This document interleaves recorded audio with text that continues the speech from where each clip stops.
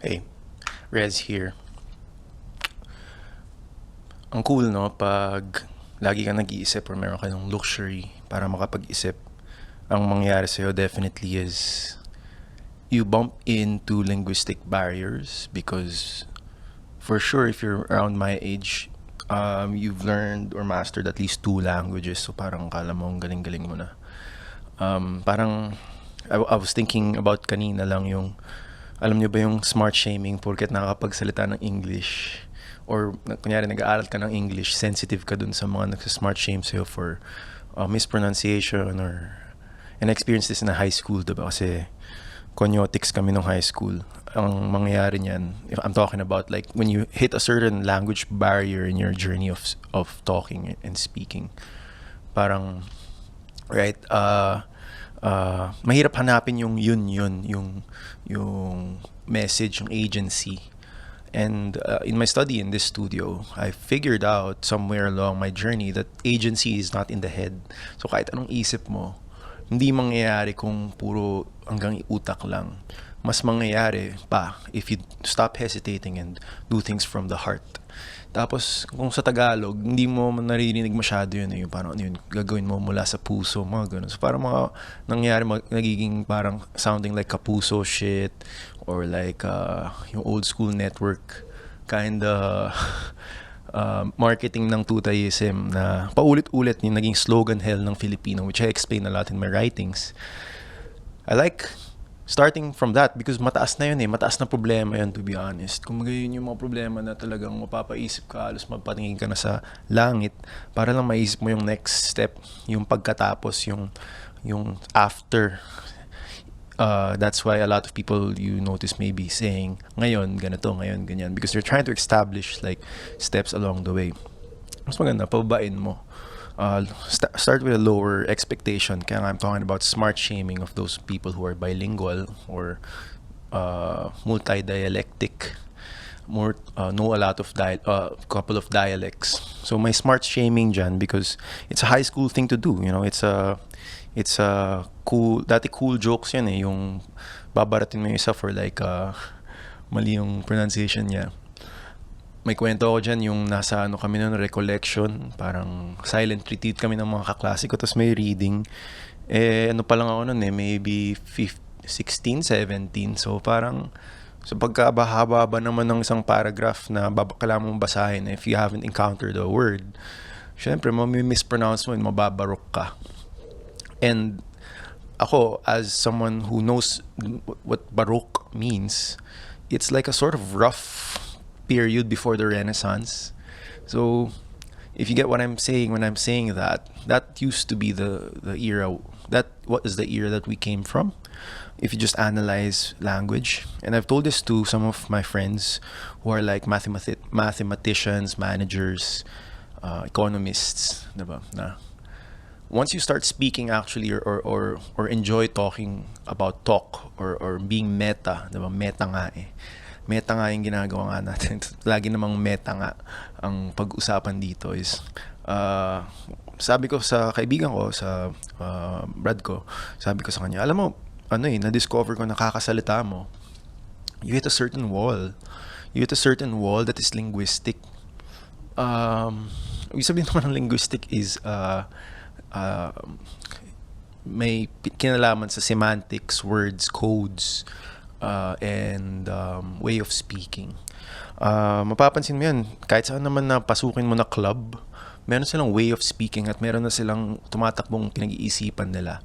For example, if nasanay ka tulad ko na nabulag ka lang din dun sa music industry, dati, kung inabot mo, and I'm sorry for this example, right? Nung high school ako, kamikaze yung the shit, kamikaze. Medyo mahina yung parokya nun. Tapos di pa ako nun kilala ni Chito. So, hindi pa rin ako sikat nun. Pero high school pa lang ako, diba?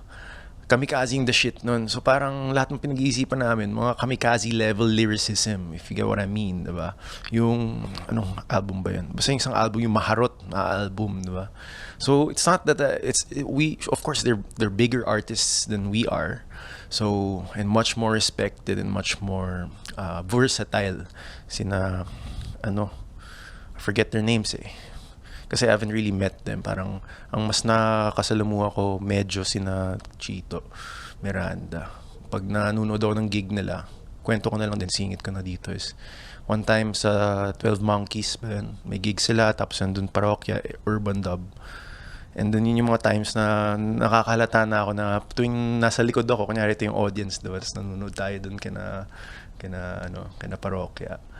Tuwing nakikita ako ni Chito sa malayo, inaano niya, nagjo-joke siya nung tungkol sa autotune, sa boses. Eh, syempre, wala namang ibang, kumaga ako yung, since ako yung T-Pain, Someday Dream yung T-Pain ng music industry, pinapatamaan niya lang naman ako because he can see me from so far in the audience. And he was also instrumental in making Someday Dream famous, if you don't know. He was part of the launch, mga ganyan. And I give these guys, or that culture as an example, because alam mo yun, even in music or even in artistic endeavors, you reach some sort of parang threshold na linguistic nga salita. Meta nga meta. Sa and if we dig deeper in that conclusion, yung meta nga, kailangan mo nang isipin, ano ibig sabihin ng meta? Meta. Natutunan ko to nung high school din. Parang introduce kami ng Filipino teacher namin sa medyo gago yung teacher namin na ganun. Filipino teacher siya, pero yung ginagawa niya sa amin, tuturuan niya kaming philosophy. As in, philosophy talaga malupit. Pag-iisip, diba? About all things, loving of philos of knowledge. So, introduce na sa amin as kids yung meta, which is self-referring. So, pag nasanay ka na sa ganun, you can only look at, you should only be able to look at, you need only to look at gamers who sort of refer to themselves as the game user, which is interesting in Nihongo. Ang tunog ng user sa kanila hero, Yusa. Ewan ko, parang English Yusa, so hero, diba? Which is weird, right? When it comes to yung usapang ganito, so sobrang meta nga at hindi nawawala yung pagka-meta. So ang back to smart shaming, right?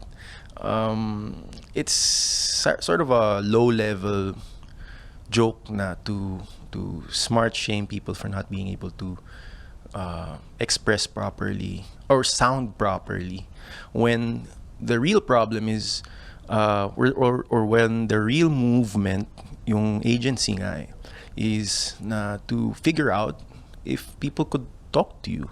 For example, for this content, I think in my experience, as long as I've been able to do this, I can see that I'm in sync with some of my brothers, some of my sisters, that we are in sync na, pare-pares naman tayo ng iniisip paminsan-minsan. And then, if I do my work, this kind of work, I'm able to get on with it.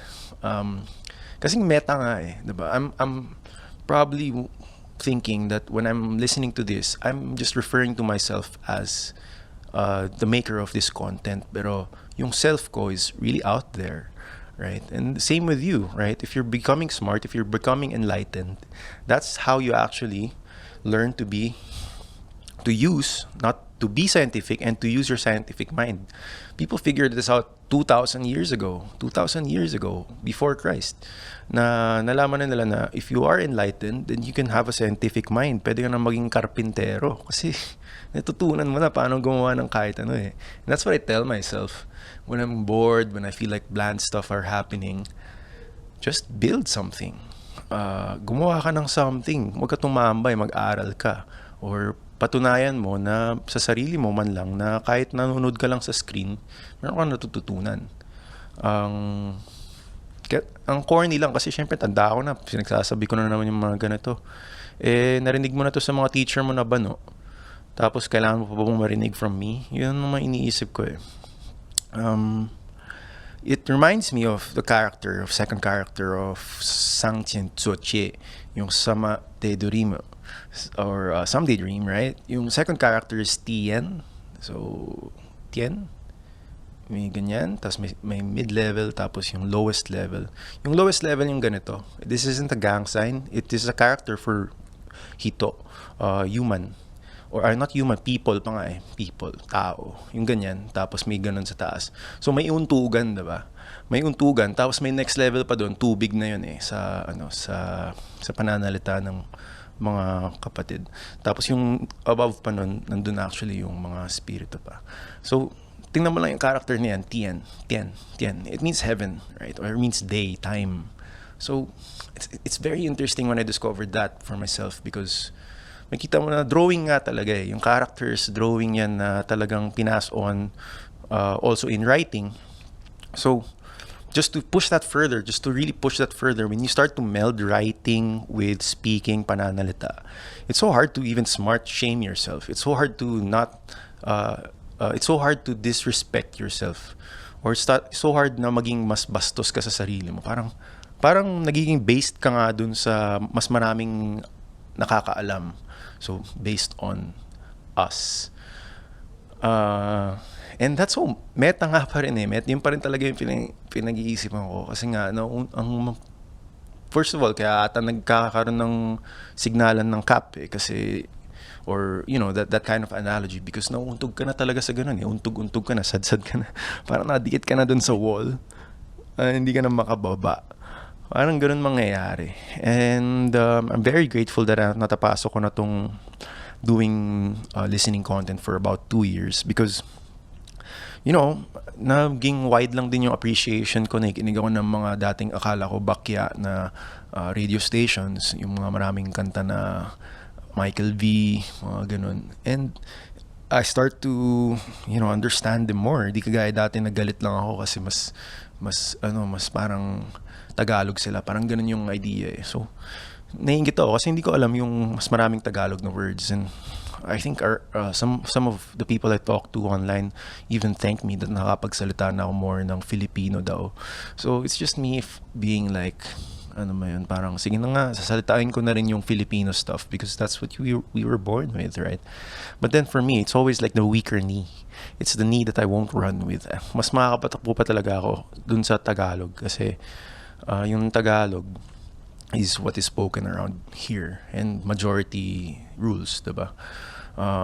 Kung majority rules yun, yung pagkatapos na matutunan mo yun is maiintindihan mo na ang konti na pala ng masusunod na Bisaya, kawawa naman na kung pinanganak silang Bisaya or Bisaya lang yung naituro sa kanila or talagang kahit anong aral nila sinasaktan sila ng Bisaya. Ang nangyayari is kahit anong English mo, kahit anong kahit anong German mo, kahit anong Hapon mo, sinaktan ka naman ng isang Bisaya tapos na tamaan yung ulo mo. You will be stuck. You will get stuck. Ang hirap ng ganun, yung being stunted. I learned that the best analogy for that is also halaman, plants. Makikita ka ng mga nag-aalaga ng bonsai, gusto nila yung medyo stunted yung puno. Diba? Yung maliit lang na puno pero mahal, diba? Mahal ng bonsai. Tapos aalagaan mo yun araw-araw, parang may anak ka rin na Groot, I am Groot. So like ang analogy naman dun is if you put a tree on the soil, it could grow to have more sunlight and have its own space. And I really like this movie from, I forget, but Tom Hardy movie siya na nasa kotse lang siya. Medyo classic or cult following din yung movie na to. I forget if you know this, director yung sa akin ito, nag-share sa akin ito. If you know this movie, please do comment it or share it with me. But one of the premises of that sort of a very postmodern movie is like, lang siya builder lang siya, contractor siya na mayroon siyang naipit siya sa mga iba-ibang kontrata tapos nagde-drive siya to far away. And his sort of conclusion was like he should just be grateful or parang napunta lang siya sa point na na-realize niya na he has a piece of the sky. Meron pala siyang parte meron siyang part of the planet, right? A piece of the sky. Mula lupa hanggang dulo hanggang sagad sa taas, kanya yun. So, yun yung parang range of even yung meta nga na pinag-usapan natin So, kumaga, ayusin na lang natin na despite talking about all this medyo seemingly profound high-level stuff, if you're like someone who has a piece of the sky, meron kang katab or cut ng lupa. For Japanese is like 100 square meters. Tas kanila na yun forever hanggang ibabaw, 'di ba? Yung airspace sa'yo din. It's amazing.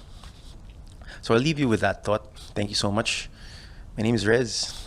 Please do share and like or send this to people, and be part of this speaking revolution, the new sort of publication kind of weird thing that's been happening for around 8 years now. So planuin mo with us, with me, and let me know if you're interested or if you know someone who's interested as well.